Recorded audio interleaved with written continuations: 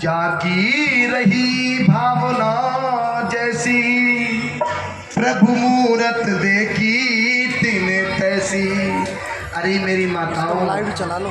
कंस की जो भावना है ना, मैं कृष्ण को मार दूंगा, आज उसी कंस का काम तमाम होने वाला है। ऐसी मूरत मत देखो मन में, अगर लगन लगाना है तो मेरे गोविंद से लगाओ। कंस के पास बड़े बड़े बलशाली राजा महाराजा वहाँ बैठे हुए हैं और कंस एक ऊंचे सिंहासन पर बैठा है। मेरे गोविंद पहुंच रहे हैं कंस महाराज अपने मामा के समीप, और अपने पैर की विवाही जब तक नहीं पड़ती तब दूसरे की पीड़ा का अनुभव नहीं होता। जो बात हमें अपने लिए बुरी लगती है वो बात कभी हम दूसरों को ना बोले। मेरी माँ देवकी जब ससुराल जा रही थी तो तुम्हारी चचेरी छोटी बहन है, उसी समय आकाशवाणी हुई थी। मेरी माँ देवकी जब विदा होकर वसुदेव नंदन के साथ जा रही थी तब आकाशवाणी हुई थी कि 8वां तेरा काल होगा। अब उसी काल का इंतजार कंस तेजी से कर रहा है। मेरे गोविंद आए हैं मथुरा, लेकिन कृष्ण ने इस सच्चाई को जीवन में कभी छुपाया नहीं।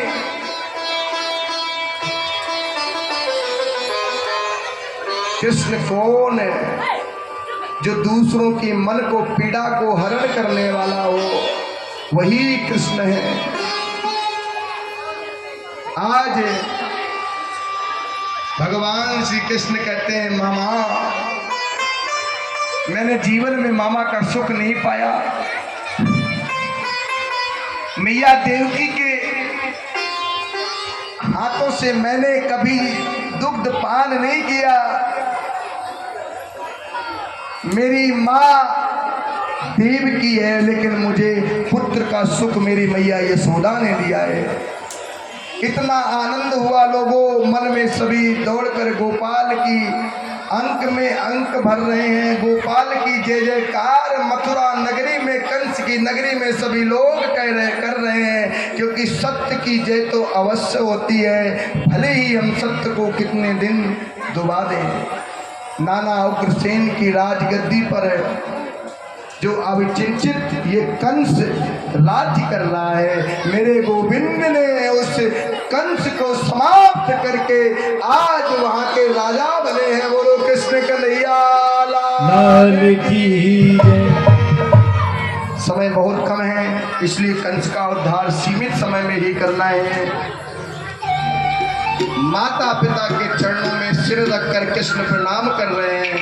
वसुदेव जी को मुक्त कराया है, मैया देवकी के पास गए हैं। मैया देवकी कृष्ण को निहार रही है और कृष्ण भी देवकी को निहार रहे हैं। सुखदेव कहते हैं, परिचित जो करुण कुंदन हुआ, जो करुण कुंदन हुआ, सुनो 11 वर्ष और 54 दिन तक कृष्ण ब्रज में रहे। 11 वर्ष 54 दिन तक ब्रज में कृष्ण रहे। मुझे बड़े आश्चर्य की बात है, लेकिन 11 वर्ष तक कृष्ण देवकी से नहीं मिले। मेरा कृष्ण जन्म लेते ही अपनी माँ से नहीं मिला। माँ चिंतन कर रही है कि मेरे बेटे को क्या पसंद है, मैं कौन सा भोजन कराऊं। माँ के आंखों से अश्रु का पात हो रहा है, कन्हैया के आंखों से अश्रु का पात हो रहा है कि मैं कैसी अभागी माँ हूँ जो जन्म लेती ही मैंने अपने पुत्र का दर्शन नहीं किया। दर्शन तो किया, लेकिन महाराज मैंने अपने हाथों से दूध का पान नहीं कराया।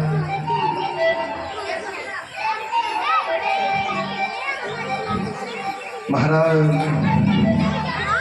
समय बड़ा व्यतीत हो गया, मथुरा के राजा बने हैं मेरे गोविंद। मथुरा में सभी सुखों का अनुभव कर रहे हैं और उस गोकुल को भूल गए। ऊधो मोहि ब्रज बिसरत नाही, ऊधो मोहे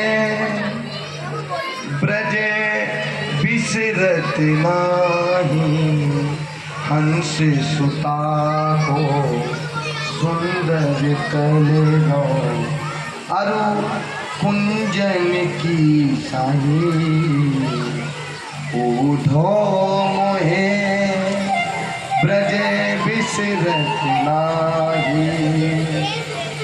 ऊधो, मुझे उस ब्रज की बड़ी याद आ रही है। आज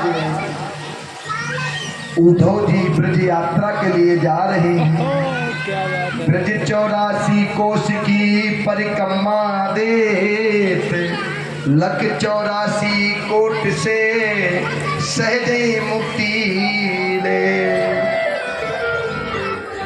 भगवान श्री कृष्ण ने इस ब्रज में सभी धामों को वहीं लाकर स्थिर कर दिया है। नंद बाबा और मैया यशोदा सभी ब्रजवासी तीर्थ यात्रा के लिए जाने लगे। जैसे आज भी बद्रीनाथ धाम, केदारनाथ धाम, गंगोत्री, यमुनोत्री आप लोग जाते हो ना, तो कन्हैया कहते हैं बाबा तू काहे को परेशान है रहे हो है, मैं सबरे तीर्थन को वृंदावन में बुला दूंगो। मेरे गोविंद ने सभी तीर्थों को वृंदावन में बुला दिया है। ऐसा पावन वृंदावन है। वृंदावन में बद्रीनाथ धाम भी है, केदारनाथ धाम भी है, गंगोत्री भी है, यमुनोत्री भी है। विश्व में हर जगह का प्रलय हो जाएगा, लेकिन मेरे वृंदावन का प्रलय नहीं है। ऐसा है मेरा वृंदावन। तो सारा दिन हो गया। उद्धव जी, जिसने वृंदावन नहीं देखा उसने कुछ भी